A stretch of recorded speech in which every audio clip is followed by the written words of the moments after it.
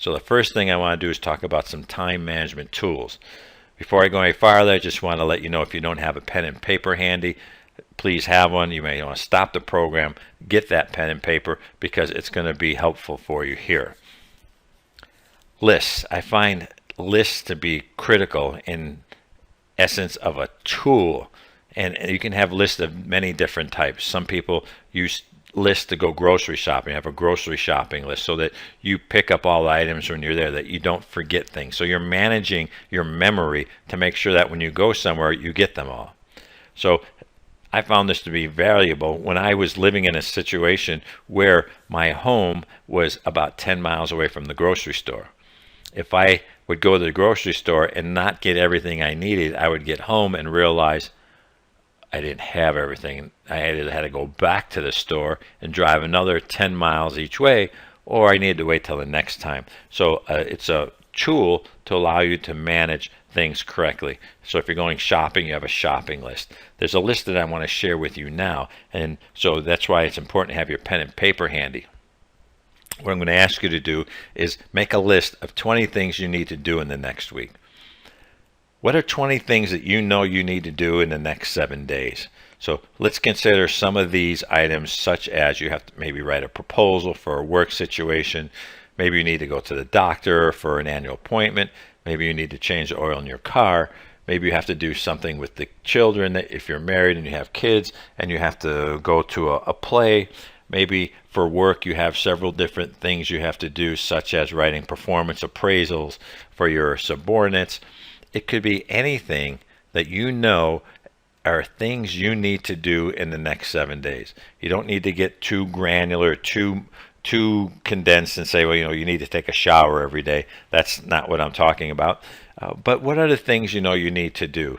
For example, I know I need to change the oil in my vehicle, and because it's at 3,000 miles, and the manufacturer suggests changing the oil at every 3,000 miles.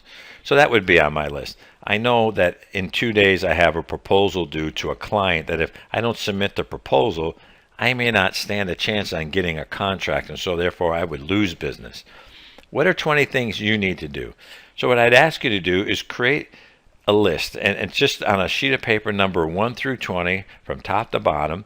Then write in 20 things. They do not need to be in a priority order. Just write down the 20 things. They could be a couple words, it could be a sentence, whatever it is, you need to know what each one of them means. Probably, if you're like me, the first 7 or 8, maybe 10 of them will come easy. The next 5 or 6 of them you have to really think about, and the last 4 or 5 you're going to strain to think about, and you say, what do I really got to do? I encourage you at this point to stop the lesson and make that list. And yes, please go all the way to 20. So stop the lesson and create your list. Great. Now that you have your list of 20 items, and if you don't have your list of 20 items, then I encourage you to go back and stop this. And if you don't have your list of 20 items, then I encourage you to, again, stop the program and write your list of 20. You're going to find that the time you take to plan will reward you later. The next step is to create a complex tool like you see here that I've shown with 3 columns, A, B, and C. As you can see, this is quite complex. It's going to be very challenging to create this. Actually, I'm joking. This is a very simple tool. I found that simple tools applied can make your life extremely easy. You don't need fancy electronic tools and programs.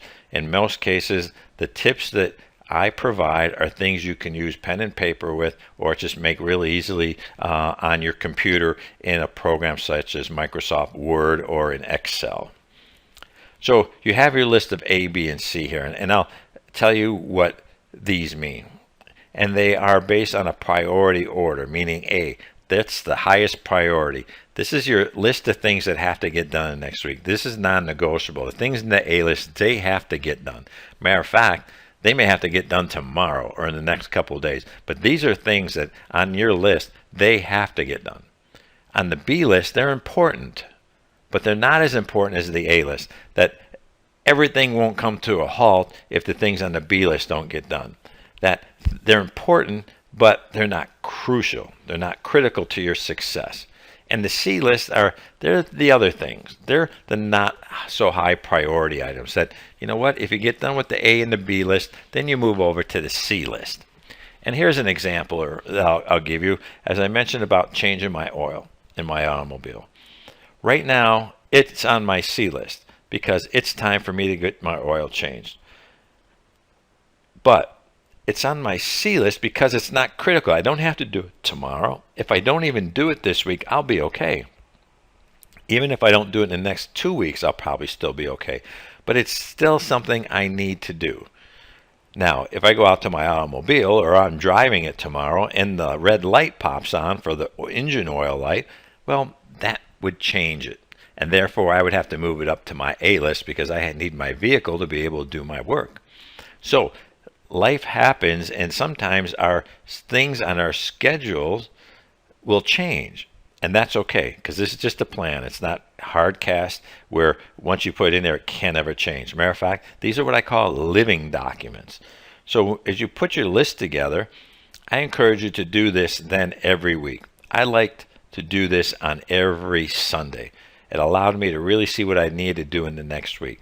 The reason I said I liked to do it, because I don't use this tool as much today as I used to. But it was a great tool that I used for a very long time. And once I started using it over and over and over, it built the habit up. And I was able to move away from the tool and start to use something else that I like to do now as a daily list. Because I see things now a little bit more granular, and I want to focus on what do I need to do tomorrow. And so I look at a single day rather than a week. But when you do this, I encourage you to do this for at least 3 months. Every week, write down your list of 20 items and then revise your list. Some things on your list may actually be there for 2 or more weeks. That's okay. It's about your list of 20 things. Now, when you do this and you update it weekly, it allows you then each week to focus your time on the most important priorities that you need to accomplish. So you're not just wasting time. You're not sure what to do throughout some days. You have a list and it says you need to do the A list things first, the B list, and maybe the C thing. And it doesn't mean that sometimes you may actually do something on the B list because you can't complete something on the A list right away. That's okay. What you're going to find by creating this list is that you're going to be focused on prioritized work that you prioritize, and it's going to help carry you through each week, and you're going to get far more done than ever possible.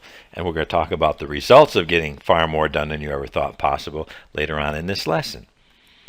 I like calendars. I think calendars are great tools, whether you use a calendar that's on paper or whether you do one electronically. I have tried them both. I have tried the fancy calendars that come in something like a Franklin Covey planner type program that they give it to you on paper. You can also buy an electronic version. I have found what works best for me is a simple calendar that I can buy at a regular Home Depot kind of place or a business organization that sells different types, sizes of calendars. And through that, I can find a calendar for about $12 a year that I pay for, and it's about the size, a little bit bigger than the size of a piece of paper. It's got a metal ring around it, and it has the days opened up in a way that each day is in a square. It's about 2 inches by 2 inches, and it allows me to write in there what I have scheduled in the future. This works well for me. I understand that some people like to use technology. And if it works great for you, that's fine. You should always find the tool that works. I'm a big believer that I should have a management toolbox. And in that toolbox, I should have a variety of tools. And I use the right tool for the right job. And in this case, for me, a paper calendar works well. Whereas for you, that technology might support you better. And you may be more in tune to putting in each appointment that you have, each different day that you need to be somewhere, and you can update it on your laptop perhaps, and then it automatically upgrades to your smartphone. I have found that sometimes I wouldn't do that, and so it wouldn't be as accurate, whereas if I just wrote it in on a piece of paper type calendar, and if something changed, I could put a line through it or just easily make some annotations to myself. But I encourage you, get a calendar system. If you don't have one now, go to a place like Office Depot. They have places like that. You can go to Walmart, Kmart. They have different types of calendars. You can get a calendar you might want to use with one of those dry erase markers and put it on your wall. Whatever it is you like to do, get a nice calendar and use it. And I think you'll find that when you can see what's coming up in the next week, it allows you then to plan better. It allows me to use a calendar, if you will, almost as a list of places and things I have to do in the next week. Of course, you can see all the other follow-on weeks as well. It's a must-have. I use the Success Scorecard tracking system. Still to today, I put in my large annual goals into it, and then I break it down by quarter, and in some cases by month, and even for some goals, what do I have to do each week? And I update this as well on a regular basis. For me, I use this for more towards my bigger goals, my annual goals, and so I like to use this, and I update it monthly. Monthly is a good tracking time frame for me for my bigger goals, where then I take the goals from that I need to do monthly and I break it down, if you will, into the weekly or in the daily list of things. I like to use daily lists now because daily lists work well for me, but still I am tracking those important things that are part of my annual goals. So the scorecard tracking system can be used at any level. Again, it's another tool, time management tool, that I seem to rely upon and provides me great success. It allows me to take from the prior step, the goal setting, and then manage my time more effectively and efficiently. I'm a big believer in planning, and that's really what this is about. Some of the tools I gave you is that they're planning tools, whether it be a list, whether it be a calendar, whether it be the Success Scorecard tracking system, that you have to put time into your plan. When you create your plan, then you're really moving to the next step of putting that plan into place. So you will plan, then you'll work your plan, and then you'll go back and reflect upon it. It's like the self-reflection piece and the self-correction phases that I mentioned, from self-reflect to self-assess to self-correct. And once you have a plan and you put it into place, you're allowed to then reflect upon it, see how you're doing, and make changes along the way. Every plan, I believe, is also a living document. It's a living document, and a plan is just that. It's a plan of how it is today. Tomorrow that plan may need to change a little bit, like the automobile, the changing of the oil. All of a sudden the red light goes on, it changes things, and the plan changes. So now the plan is I need to go straight to a car dealer or somebody who can look at my car and find out why that red light came on, because I may not know. Boundaries. This is a tough one for many people. Boundaries. You have to set boundaries for yourself, and you have to set boundaries that are healthy for you. For who? For you. For you first, and then you share it with other people. I'll give you a couple of my boundaries that I put in place that helps me to manage my time. So it's a strategy I use, and one of them is I don't accept phone calls in the morning until after 9 o'clock. Matter of fact, I don't even turn my cell phone on. When I go to bed at night, I turn it into the airplane mode so it doesn't pick up anything. I don't turn it on till 9 in the morning the next day. I may wake up at 5:30 or 6:30 or 7 o'clock, and I may do some work on my computer. I may take that time and just listen to some music, maybe do some reading, meditating, maybe some exercise, spend time with my family members. But what I don't do is turn my cell phone on. I use that as private time up until 9 in the morning. I tell people, don't call me, I'm not going to answer the phone. So it's a boundary I have. Another boundary is that I will work out 5 days a week, that I'll do something, whether it be in a fitness center or walking, that 5 days a week at a minimum for 1 hour, I will do something healthy so I can stay healthy. I encourage you to do the same, something with your health, as I do everybody, because if you don't have your health, nothing else matters. Another boundary is about how much I eat and what I eat. I keep track of what I eat, if you will, according to a scale. I have a boundary. It says if I get overweight by a certain amount, I have a certain amount that's set on the scale. If I get over that, then I've exceeded my boundary, and then it's time to watch what I eat, do perhaps more working out, and live within my boundaries. You sometimes have to help other people to understand how you can help set your own boundaries too, because they have to be able to support you and help you. When you can, delegate. If you can delegate things at home or in the workplace or anywhere else, that's reasonable. I encourage you to do so. Delegating will give you more time back. You don't have to do everything yourself. Too many people believe if they don't do it, it won't get done right. That may not necessarily be true. Sometimes we have to delegate so we can train others. We need to delegate so other people can have a certain sense of accomplishment. We need to delegate so others can actually learn to take our jobs when we can't do it. Even at home, it's good to delegate things to our children or our spouse who can do things that we can also do, but also can help out. For example, if you have to cut the grass or shovel snow, perhaps you have a son or a daughter who can do that. And by giving them this delegated task and rewarding them, you are then teaching them some lessons. You're then helping them also to see the gratification and accomplishment of doing something. You can show how proud you are of them. And so delegating, even at home, has its advantages, because if they're shoveling the snow or cutting the grass, you can do other things that can help the family as well. Doesn't mean, whether it be in the workplace or at home, that you give up accountability. You may still be accountable for what needs to get done, but you can assign some of the responsibility out to others so that they can enjoy the learning opportunity as well. And as I talked about, share with others your needs. When I tell people, don't call me before 9, I'm sharing with them my needs are that I need that time up until 9 o'clock in the morning to get ready for my day. I need that quiet time. Without that, I don't do as well. I'm setting myself up for success. My boundaries are designed to help me be the best I could possibly be for others. I encourage you, as you set your boundaries, share with others why you have certain boundaries. I don't tell people, don't call me before 9.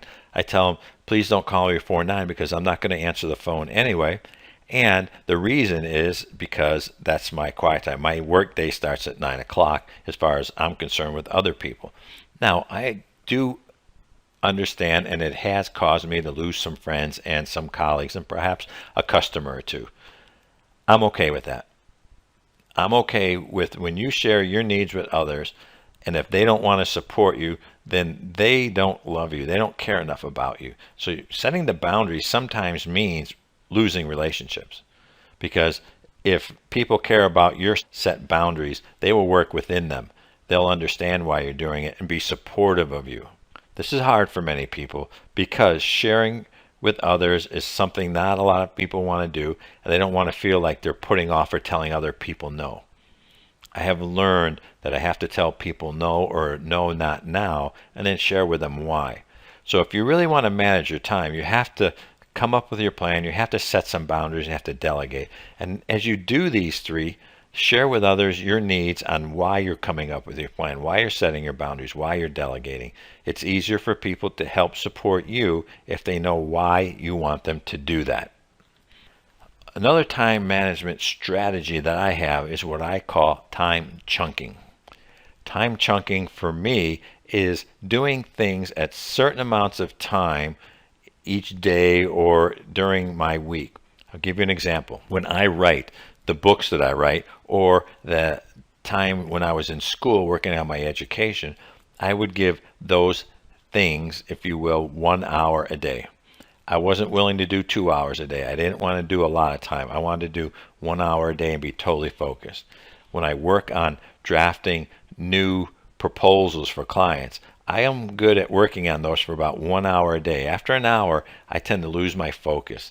I then am not as productive, as efficient as I would be otherwise. When I go to the gym, as I mentioned, I like to work out 5 times a week.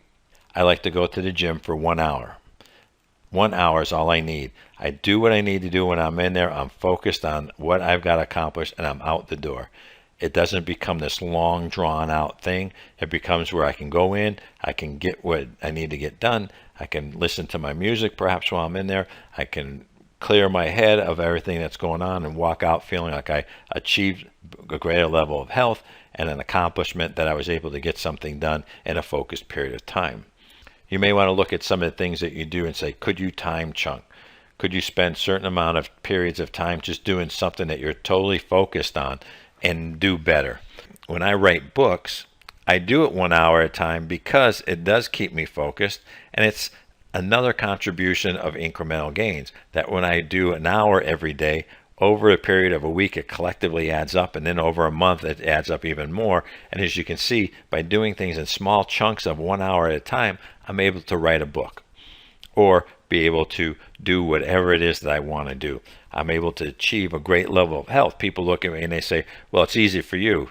Well, believe me, it's not easy for me. But what I've done is over years, I've put in an hour in the fitness center, in the gym, or walking or running for an hour at a time, at least 5 days a week. And I've done that pretty much my whole life.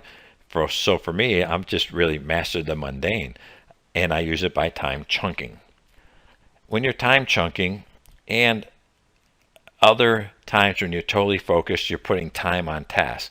I like individual tasks whenever possible. The whole multitasking thing, for some people, they brag that they can do it well, and that's great. But multitasking means that you're dividing your time and attention amongst different projects. How would you feel if people are dividing their time and their attention on you, but then sharing it elsewhere? Think about how focused you can be when you turn off the instant messaging on your systems, when you turn off the Facebook, when you turn off your messaging on your smartphones, that every time an email comes in, if it doesn't beep or buzz, how much more you would get accomplished. I realized that a long time ago, that when I need to get work done, one of my time management strategies is to get that total focus in there, even if it's for that hour, and then I'm able to move forward because I was able to get things done. I was able to spend less time on the task and actually do it better. I also have a strategy which I suggest that you look at yourself honestly and say, what are your most productive times of the day by category? And so, for example, as I mentioned, I like to write, when I'm writing books, 1 hour a day. I have found through trial and what I'll call error, call it trial and practice, but I have found that the best time for me to write is usually in the late afternoon, early evening, somewhere between 5 in the afternoon and 7 in the evening. I'm a little bit more creative then. I'm also a little bit more relaxed then. I can't write well in the morning when I am up and I want to see things get accomplished. In the morning, I'm more task driven. I'm getting things done. I'm answering emails. I'm finishing proposals. I'm making phone calls. I'm doing my to-do list items. In the afternoon, I'm a little bit more creative. I'm a little bit more innovative. I'm a little bit more relaxed. So I find for me to write, because for me that's a creative process, that it's best for me to do that later in the day. As I mentioned earlier in the morning, it's easier for me to do the task. So I found out that the productive times of my day are planned. I was able to realize where I'm more productive and then plan my work within those. Now, that doesn't mean that every day I do it that way, because some days I have no choice. The environment is such where I need to get things done, or I'm traveling, or I have appointments and meetings. I try to do as best I can. I find that I have better outcomes if I have meetings earlier in the morning or maybe at lunch. If I have meetings too much after lunch, I don't get as much accomplished. I don't think anybody else does, because the day wears on them and people tend to get tired a little bit after lunch. So I find that even for meetings, I'm more productive in the morning and early afternoon than I am later. What's the most productive times in your day? Schedule it. I like scheduling things because it allows me then to manage my time.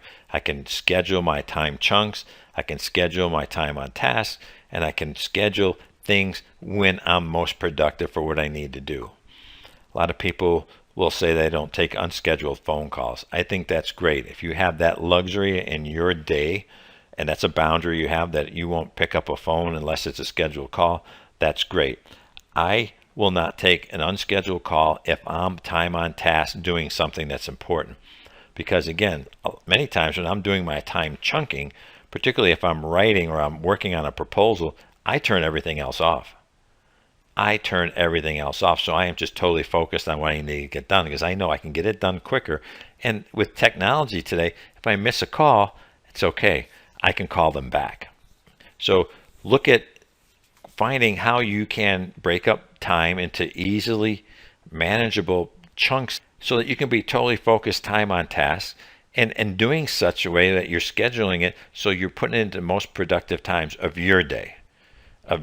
Now, we also have to keep in mind not all of us all the time can set everything the way we want to, because there's other people involved, and so therefore we can only do the best we can.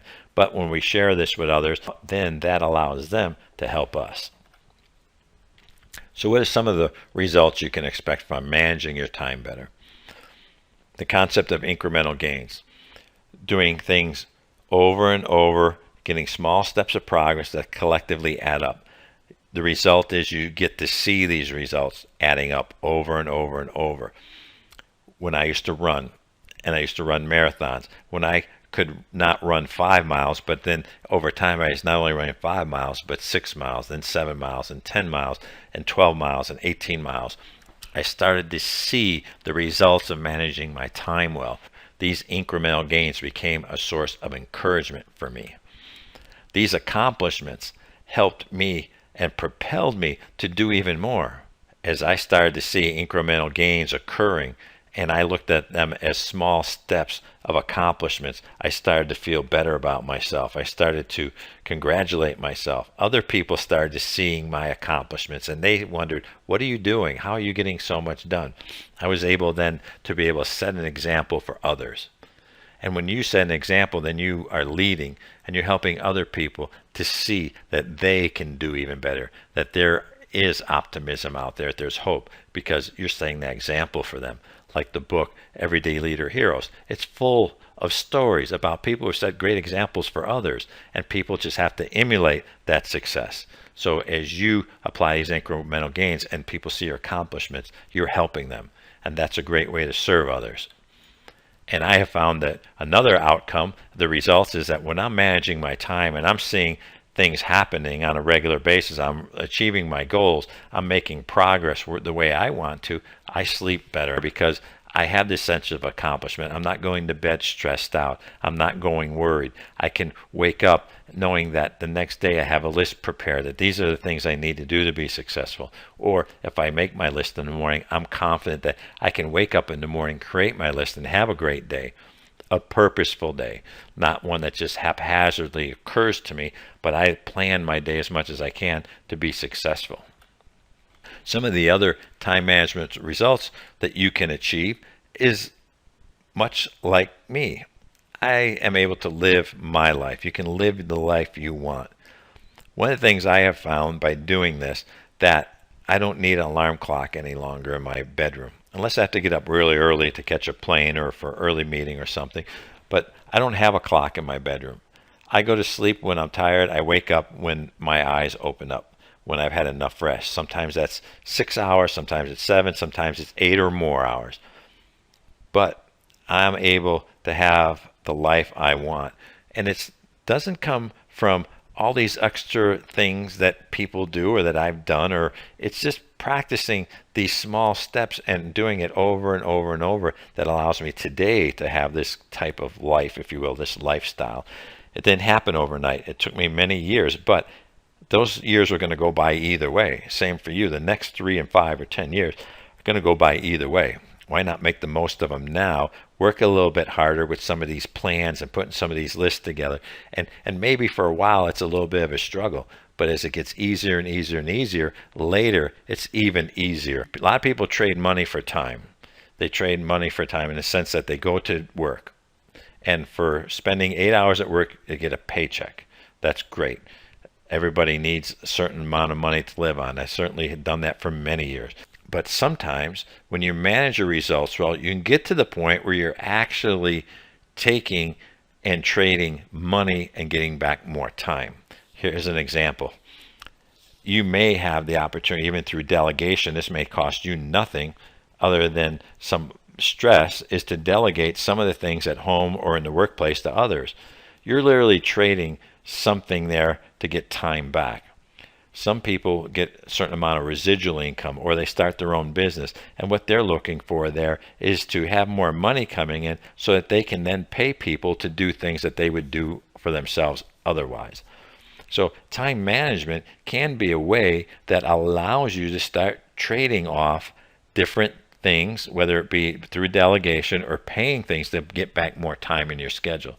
I know when I lived on an acre lot and it took me 2.5 hours to cut the grass on a riding lawnmower, or I could pay somebody $50 to do it. I had to decide which was better. And in most cases, in that situation, I found that me spending that 2.5 hours working on my business and working towards my vision gave me more in return than if I would have spent that time riding the lawnmower myself. At the same token, I also allowed somebody else in their business to grow because I was paying that person to cut my grass for me. There's this thing which I call time poverty. A colleague of mine talked to me, I mentioned this, and I just love the phrase because there are many, many, many, many, many people that I know that live in time poverty. Matter of fact, in many of the seminars that I do, when I ask people what their biggest challenge is, it tends to be related more times than not to time management. That means people are struggling to manage the time that's given to them differently than everybody else is managing their time. So time poverty is like any other type of poverty where people are struggling to get out of poverty so they can have a better life. So maybe they could live more comfortably, that they could have better food, better clothes, have a better example to set for other people. So if you think of time poverty, what are you struggling with? How do you get out of time poverty? Is time really the essence for you in everything you think about? Are you thinking about what time can you go back to sleep in the mornings when you wake up? Are you stressed out thinking that at the end of the day you're running out of time and therefore you can't sleep? You can't get your 6 or 7 or 8 hours sleep a night, and you're constantly tired and you're doing too much coffee and caffeine or other perhaps drug of choice. Time management, one of the results of managing it is get you out of time poverty. It may not do it right away, but I can promise that within a certain level of gaining more time back from doing things like creating your lists, managing your list, and do it on a regular basis, that you'll have more success than you ever thought possible just by doing these things. And little by little, you'll emerge out of time poverty. All of a sudden, you'll have more time to spend with your friends and your family and go to sporting events for your kids or go do more social functions on the weekends. Only you know if you're in time poverty. And that's part of this program, is to reflect upon that and say, are you in time poverty? Where could you do better? And then start applying those practices by coming up with a new plan and putting it into place. I have found that if you manage time well, one of the aspects that's going to come out of it is an inherent increase in energy. That your energy will increase because as you get more accomplished, you're going to feel better about yourself. You're going to realize that as you complete tasks and you sleep better, you're going to have more energy. When you realize that you are setting a better example than ever before for others around you, whether it be at home, in the groups you associate with, or whether it be in the workplace, you're going to have increased energy because you're going to see the impact and the effect you have not only upon yourself, but of others. Increased energy is natural this way. You don't have to get it from caffeine. Believe me, get high on your life. And by managing time will allow you to live your life and it'll allow you to get out of time poverty, and you'll see more than you ever thought possible happening for you. To outcome which far exceeds 5 different points. Education is a lot like life. The more you put into it, the more you get out of it.